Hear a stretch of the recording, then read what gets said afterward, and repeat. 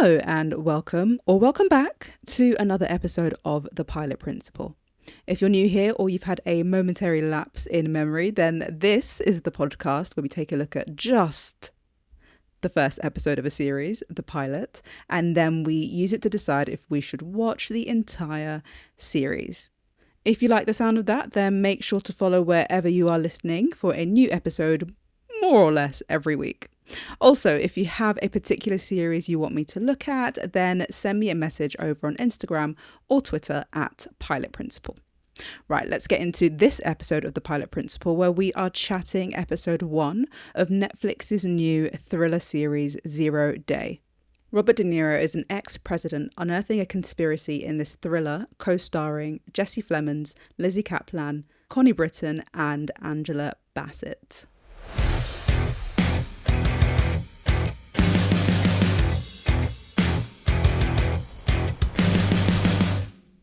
That series synopsis told us absolutely nothing, except for how well stocked this series is going to be based on its cast list. I mean, hey, Robert De Niro, Angela Bassett, obviously that's why I turned up for this, and Connie Britton and Jesse Plemons, all those names I know. Sorry, Lizzie Kaplan, I actually don't really know too much who you are, but that's fine. You're on the list of all these other legends, so I'm sure you are a legend too. And though the series synopsis didn't tell us much, the pilot synopsis does tell us that former President George Mullins' comfortable retirement is upended after he's asked to lead an investigation into a horrific cyber attack. We have an episode length of 49 minutes and a series length of 6 episodes. We have a writer/creator trifecta for the pilot episode and presumably for the entire series, let's face it. The first billing goes to Eric Newman, and Newman created the Netflix series Griselda, which starred Sofia Vergara. And he was also the showrunner on Narcos, as well as Narcos Mexico. Well, actually, I don't know if he was the showrunner for Narcos Mexico, but he definitely wrote episodes for Narcos and Narcos Mexico.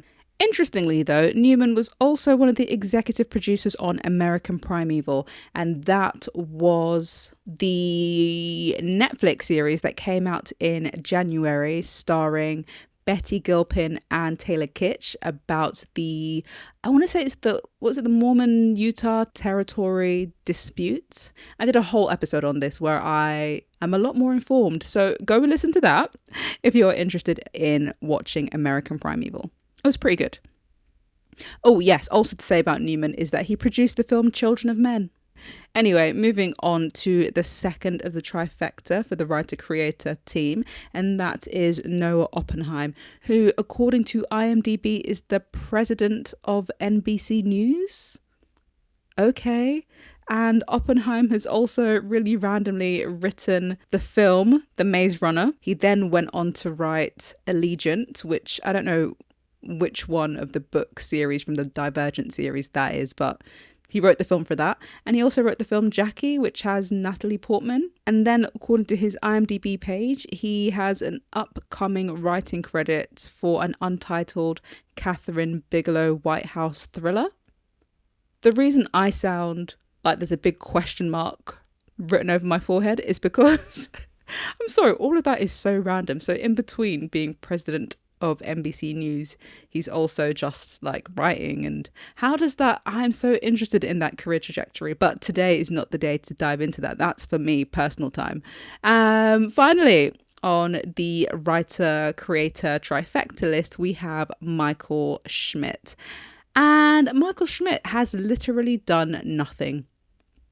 Not in life, I just mean in terms of writing or directing or producing. He has done none of that stuff before 0 Day.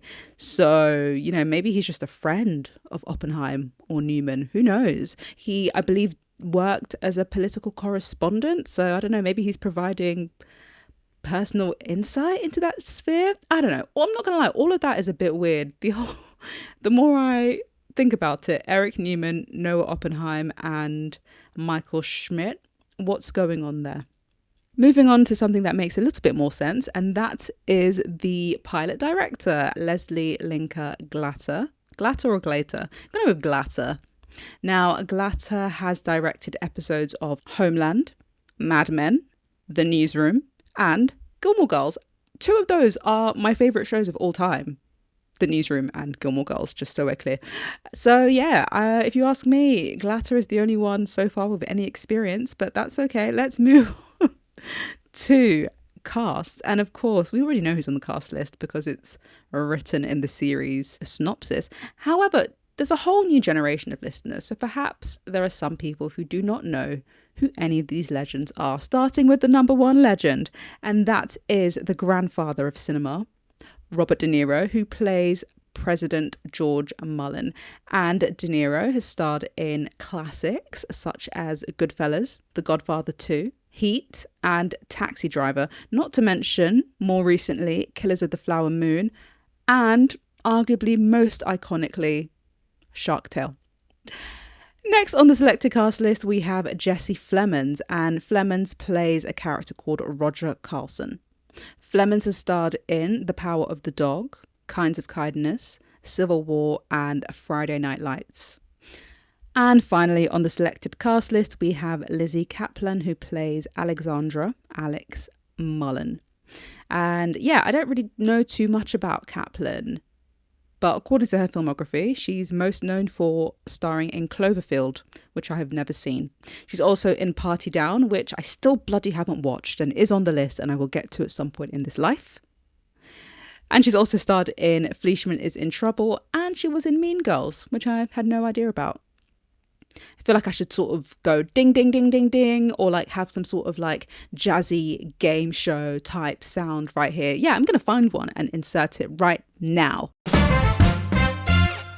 That's right, people. It's time for a quick game of 6 degrees of separation. So we are going to use Robert De Niro, Jesse Plemons, and Lizzie Kaplan. So give yourself a little think. Press a little pause, and tell me how you would connect these 3 actors. Go ahead. Make my day. I presume at this point you've paused and you've now pressed play to find out at least a variation of an answer. So this one took me a little while, mostly because I didn't quite know who Kaplan was and her filmography. So I had to have a little bit of a scroll through. It's allowed. I didn't start clicking on things to then go deeper into who starred in them. So I just had to have a look. But the point is, this is what I came up with to connect these characters. Robert De Niro stars in Killers of the Flower Moon and technically The Irishman with Jesse Plemons, who stars in Game Night with Rachel McAdams, who stars in Mean Girls with Lizzie Kaplan. I'm very interested to know how you put these 3 actors together. So yeah, drop a comment over on, I don't know, Instagram, Twitter, wherever, at Pilot Principle. Right, I should probably also mention that the pilot does star Joan Allen, Dan Stevens, and Angela Bassett. And no, I did not forget about Connie Britton, but I didn't see her in the pilot episode, even though she's listed as being in episode 1 on IMDb. But there you go, I've said her name. Right, that's enough. I think that's enough. Should we do some more? No, that's enough chatter on the behind the scenes bit. Let us get into talking about the first 10 minutes of the pilot episode of 0 Day. I know what you're thinking. Why on earth are we only looking at the first 10 minutes, Jen? Well, listener, that is because the first 10 minutes is strategically structured to draw in an audience to watch beyond the 10-minute mark. I think the theory is if you've watched the first 10 minutes, you're likely to watch the entire episode. So the first 10 minutes goes like this.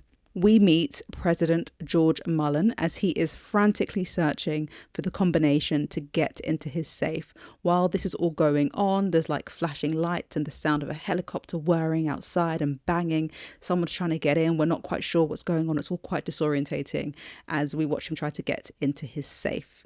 And then it is 3 days earlier and we are in Hudson, New York, and we watch as Mullen is a lot more chill as he gets up to start his day.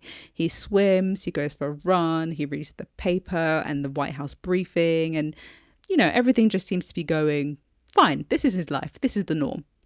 And then a woman arrives, and this woman is a memoir writer. And essentially, Mullen is late on his deadline to write his memoir. And this woman, who is a ghostwriter, is trying to convince him to let her help him get those words down.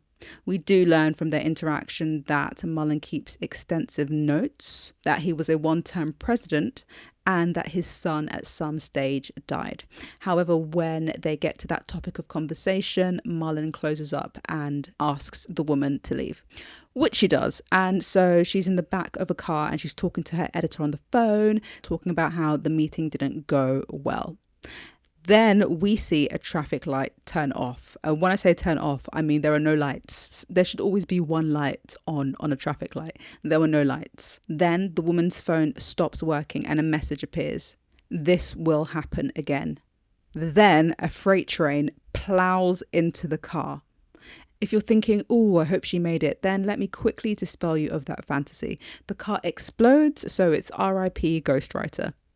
We then go to Mullen, who watches the news, and it is bad. Trains, planes, cars, nationwide, everything went down. And the president can't get a hold of his wife or his daughter to know if they are safe or alive. On the news, the anchor asks, what will happen again? When will it happen? And who is responsible? And that, people, is bang on 10 minutes. And I have to say, as an intro, do you know what? I thought that the opening 2 minutes that was supposed to, really grip us and make us wonder what was going on, I found it a bit trite, just very on the nose. I could tell that that's what was being spoon-fed to me, and I didn't like it. I did really like the intro and the outro of the ghostwriter. That was effective and worked really well in the opening 10 minutes. The final thing that worked well in the intro were those last questions that the news anchor asked. What will happen again? When will it happen? Who is responsible? I think it does a good job of closing off or rounding up the opening 10 minutes. But I do think it also speaks to a wider irritating issue that I have with this pilot episode that I will get to later on. But first, let's talk character, and we are looking at former President George Mullen. And it's very confusing because they call former presidents president. Who knew? Anyway, Mullen, I think, is a good, honourable man. He reminds me of, what's his name? Jed Bartlett from The West Wing. That kind of solid, moral compass, nice, I remember everybody's names kind of guy. And in the pilot episode, we see that he's very much the reluctant hero. He is retired. He's supposed to be chilling out, writing his memoir, going for a swim, going for a jog, all things that me, myself, I just do not do at all. He's got his life set. So when a committee to work out what kind of cyber terrorism occurred is formed by the current president, Mullen doesn't want to take the post, and that's because the head of the committee will have a scary level of control over America by the sounds of it. And I think he does want to do the right thing, which is ultimately why, even though some people are saying it's a bad thing to have this committee, when his wife is like, bro, I believe in you. Who would you rather have in charge, yourself or somebody nuts? And he's like, yeah, hun, you're actually right, because, women are always right. I'm actually gonna assume the position of head honcho. He's doing it for the right reasons, which is what you want in a leader, I guess. However, it's not all sunshine and roses in Mullen's world. Over the course of the pilot episode, there is a sense that something is off with him. For example, we learned that he only served one term as president, even though it was clear that he would have been re-elected. So, why didn't he go for 2 terms? He alludes that it had something to do with his son, who died some years ago, but it's not confirmed. Also, it's a bit suspicious because his wife says something like, you got out unscathed as president or something. And we're like, okay, what happened? What went down? Also, throughout the pilot episode, while he's doing certain things, just going about his regular life, we get a bit of noise and visual interference. And by that, I mean the sound disappears and it's almost like we're hearing a ringing sound, a bit like if you've got tinnitus. And then the camera does a weird in and out focus, blurry, shaky thing, which we see happen in the first 2 minutes of the pilot episode, actually. And later on, we realise that all of this adds up to the fact that Mullen has some sort of medical issue. We don't know exactly what's going on, but we know something is going on. I mean, yes, sure, we do see him taking medication a few times in the episode, but, we've all got prescriptions, for one thing or another. I'm not just going to assume that something is up. However, it does become clear that something is actually up and it is affecting his mental state.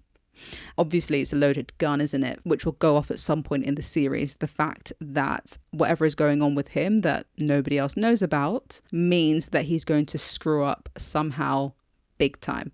Quickly touching on a few other characters that we meet in the pilot episode. Firstly, we have Jesse Plemons' character, Roger, who is Mullen's aide or something, or like secretary. I don't know. He runs his diary and goes with him around the country. Anyway, we sort of get the idea that Roger is a bit of a wheeler dealer. He's a little shady and definitely has his own agenda. I personally don't trust him. I don't think he'd kill a bitch, but he'd maybe steal the wallet off the body, He's just a bit slick and slimy. And somebody else who helps reinforce that belief about him, because we don't see it with him directly when he is interacting with Mullen, but when he's interacting with Mullen's daughter, that's when we get the sense that, yeah, he may be up to no good. Now, with Alex Mullen, she is in Congress, ? Don't know too much about the, American political landscape, but she comes out of big buildings and is always on her phone and she gets to vote for things.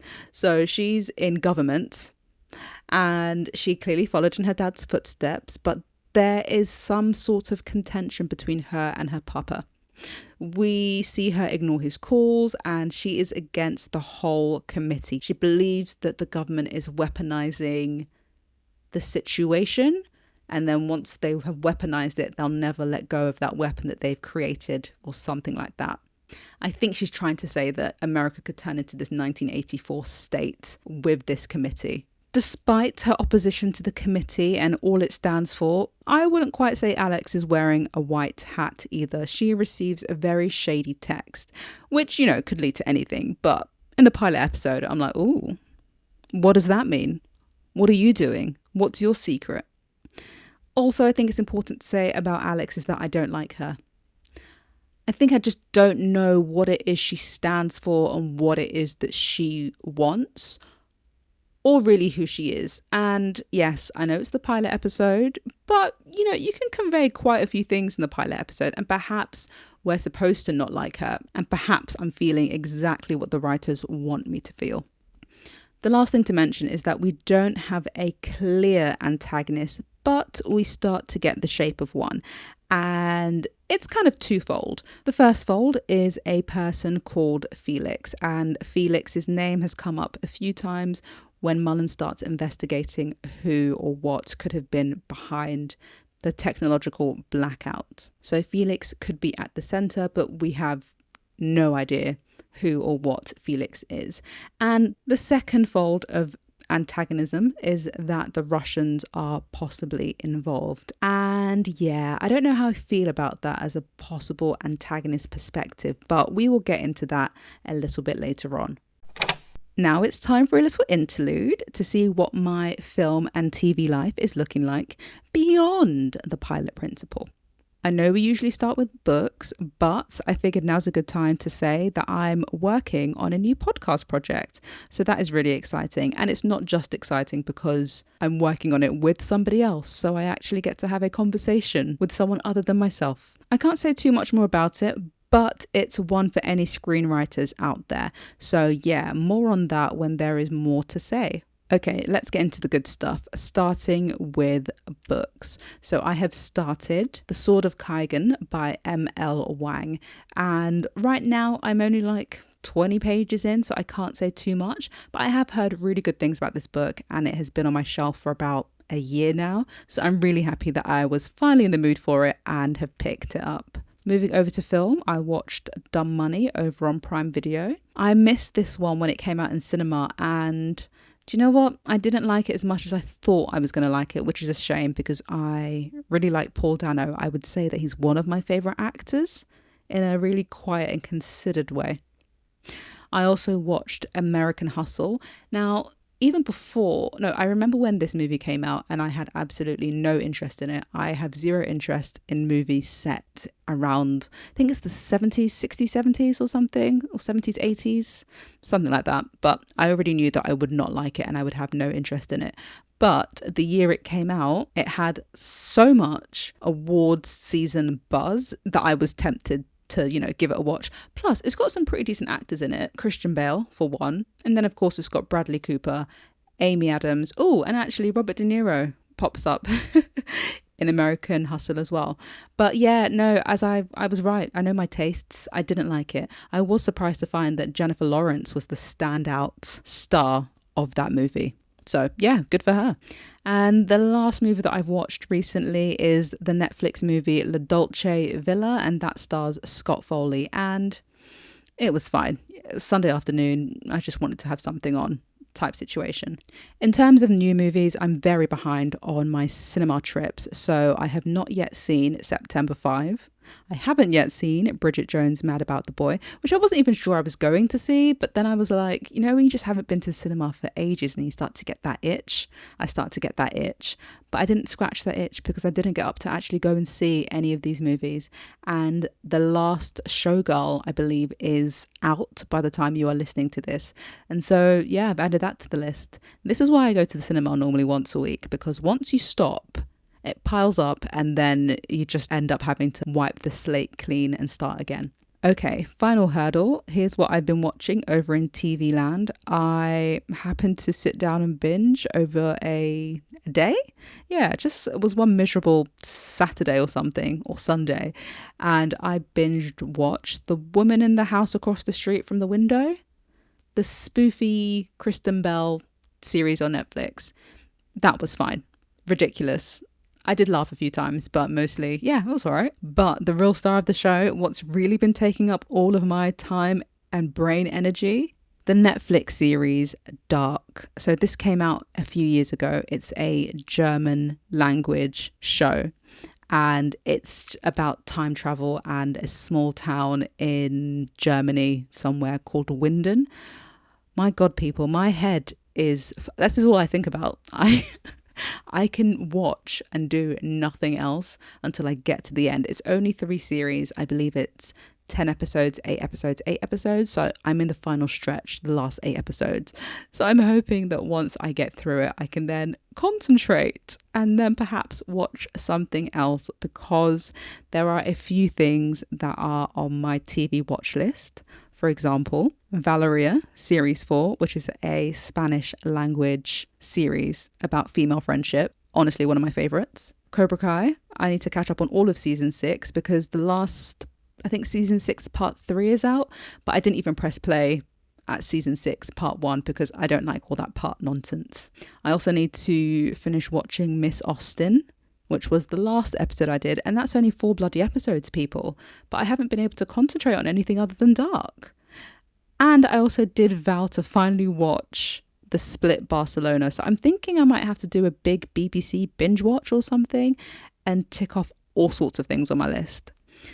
Okay, I think that's everything beyond the old pilot principle. If you are interested in reading any of my film reviews, I do have a film website, so you can check out justjensreviews.com. And of course, be sure to let me know what you're watching or reading over on Instagram and Twitter at Pilot Principle. Okay, let's get back to Zero Day. Here are the 3 main plot points that are taking place over the course of the pilot episode, which will then, of course, filter out and take over the entire series. So firstly, we have what the hell happened, that 1-minute blackout that caused a a lot of deaths, a lot of casualties, and America is still recovering from. Who's pulling the strings? Why have they done this? What's the big picture? This will, of course, feed into a lot of things, I guess, as the series goes on and the committee chases leads.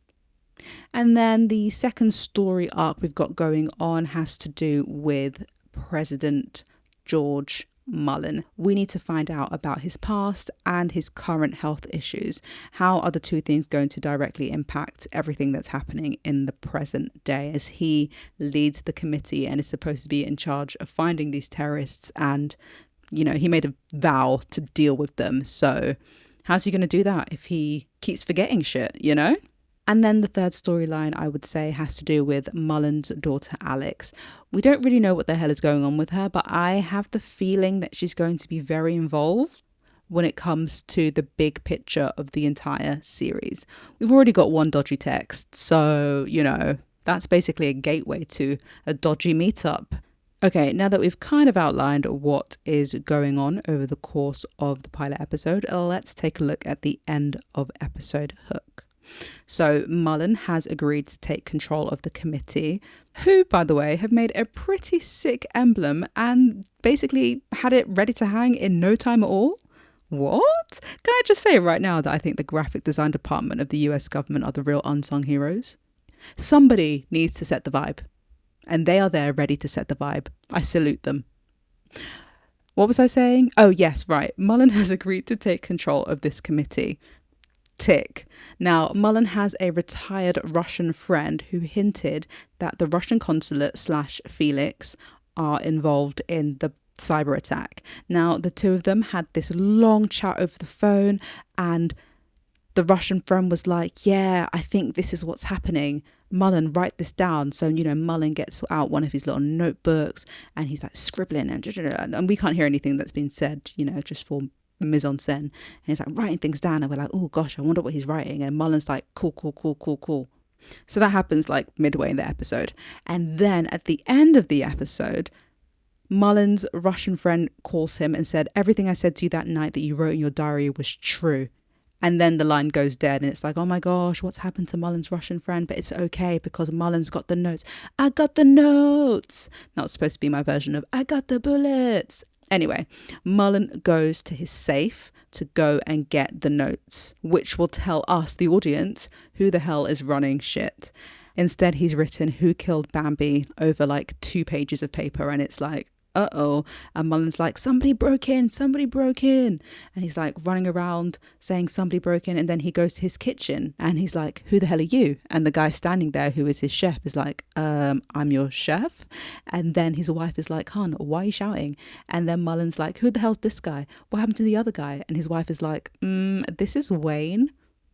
The other guy retired 5 years ago. And basically for the audience, that is confirmation that Mullen is not of complete sound mind. Now, in terms of the end of episode Hook from the first 10 minutes, I do like that we got that little bit of circularity in terms of the scene where he was searching for his notebook in his office space, outhouse, whatever, is the scene that we see in the first 2 minutes. However, I will say that it does prove my point that early 2-minute scene, it was a very contrived way to hook the audience in to continue watching, because it circled round, sure, but we didn't need it. It just gave the audience something interesting to watch and confuse us a bit as we're trying to piece things together. There was nothing to piece together. I will say as well, though, from the end of episode Hook, that I'm glad we got the payoff of the sense that something was going on with Mullen. My jaw didn't quite drop when I saw those pages filled with nonsense, but my eyes did bulge, so that's something. Now, if I'm thinking about the things that the pilot episode did well, I did like the sort of overall symbolism of this older gentleman, George Mullen, battling against the evils of the new world, cyberterrorism. That kind of has a nice contrast to it, I would say. And his daughter Alex does touch on this as well when she hears that her dad is going to, get back into politics and head up the committee. And she says to someone, this is a whole new world. He doesn't know this world. It's not the same as the world that he left behind. I will say that the story that's been set up so far is okay, but it's good that there are already a few possible lines of suspicion to intrigue the audience, especially as this is supposed to be a thriller. Oh, I also did really like Robert De Niro as George Mullen. I think it was a fantastic casting choice. Anyway, I would say if you like thrillers that skew more towards the political thriller side of things, then you might want to check out 0 Day. On the flippity flip side, for me, there are quite a few things that let this pilot episode down. I think my biggest gripe was the Russian element. It just kind of cheapened it. Because hear me out, it's just this tired trope of making the villain this Eastern European big bad wolf, and I felt a little bit disappointed, especially because everything else story-wise felt not new but fresh. And then seeing that the Russian consulate was involved and it possibly leading down that route, I was like, oh, okay, been there, done that. I will also say that it was pretty dense with the political jargon, and they were like talking about the GRU and funneling money and kickbacks to the consulate, and I just had to smile and nod. And my final gripe, which is one that I've talked about before, and it's just that there was too much signposting. Hudson, New York, Brighton Beach, New York, Manhattan, New York, Washington DC. Okay, relax, you're going up and down the country on the East Coast. Okay, did we need to know all of that information? Could we not have just figured it out? Also, they were doing 0 Day +1, 0 Day +2. I saw that the sun had set and the sun had risen. You don't need to keep telling me it's a new day. The creepy message on the phone in the first 10 minutes said something like, this will happen again. So unless we know it's going to happen in 5 days, and we're counting up towards that 5 days and watching the clock tick on with text on screen is really upping the ante for us, there's no need. Stop telling me where we are and stop telling me what day it is. I don't want to hear it. And I think with all of that in mind, if you like shows that challenge your thinking and shows that push the boats out on originality, then it's possible that you might want to skip 0 Day. And hey, maybe instead you should watch Dark, which is a good segue into the pilot score I'll be giving 0 Day, and that is a 2 out of 5. I think across the board it was okay. There were a few shocking moments that pulled me in, but it wasn't that memorable. I could be wrong about the series. Lord knows I've been wrong in the past, Shogun.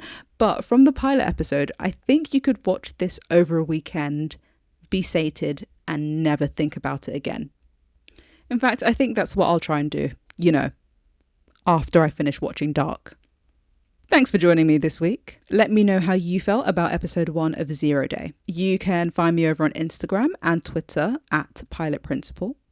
Coming up, we will be chatting Disney Plus's new highly anticipated and overly advertised drama, 1,000 Blows. So I will catch you on the next episode. Aww.